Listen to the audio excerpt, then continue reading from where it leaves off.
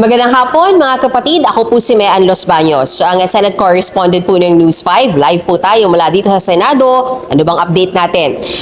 Bumuelta si Senate President Pro Tempore Ping Lacson kay Senator Rodante Marcoleta dahil itong mga nakaraang araw nagkaroon ng privilege speech ni Senator Marcoleta kung saan pinasaringan niya ni Senator Lacson on different issues. Kasama na nga dyan yung anya ay delay sa committee report ng Blue Ribbon Committee kung saan ang chairman nga si Senator Panfilo Lacson. Pero sa kanyang privilege speech ngayong araw, tinawag na bida-bida at obsessed ni Senator Ping Lacson itong si Senator Marcoleta dahil anya ay tila wala raw puknat yung paninira o pambabadmouth sa kanya ni Senator Marcoleta. Pero sabi ni Senator Ping, bida-bida on issues like West Philippine Sea at yung issue ng pagbabalik ng pera ng mga diskaya. Diyan daw nagbida-bida ni Senator Marcoleta. At kabilang din sa mga inungkat ni Senator Ping Lacson ay yung anya ay pagdidepensa ni Senator Marcoleta sa mag-asawang diskaya sa mga nakaraang pagdinig ng Blue Ribbon Committee.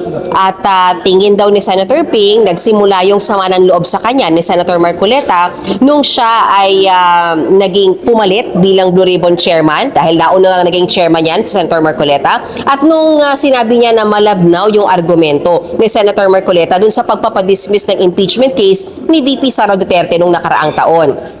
Inungkat din ni Senator Lacson yung ginagawang investigasyon o yung ginawang investigasyon ng COMELEC kaugnay sa Statement of Contributions and Expenses ni Senator Marcoleta. Hindi raw kasi nagdeklara ng tamang datos kaugnay sa mga contribution ng kampanya si Senator Marcoleta. Pero nabanggit daw, sabi ni Senator Ping, pinalabas niya or pinli niya yung isang bahagi ng TV show ni Senator Marcoleta kung saan sinabi daw niya na may mga nag-contribute sa kanyang kampanya. At sabi ni Senator Lacson, teka lang, indirect bribery yan. Pero syempre, sumagot si Senator Marcoleta kanina sa sesyon. At anya, malilihis lang sa issue ng katiwalian kung sasagutin niya punto por punto yung mga sinabi kayo sa privilege speech sa Senator Ping Lacson. At ang sabi ni Senator Marcoleta, ang mahalaga ngayon, malaman ng taong bayan sino ang nasa likod nitong flood control scandal at sino ang nasa likod nitong pagnanakaw sa kaban ng taong bayan. Sinita rin ni Senator Marcoleta yung anya ay tila ba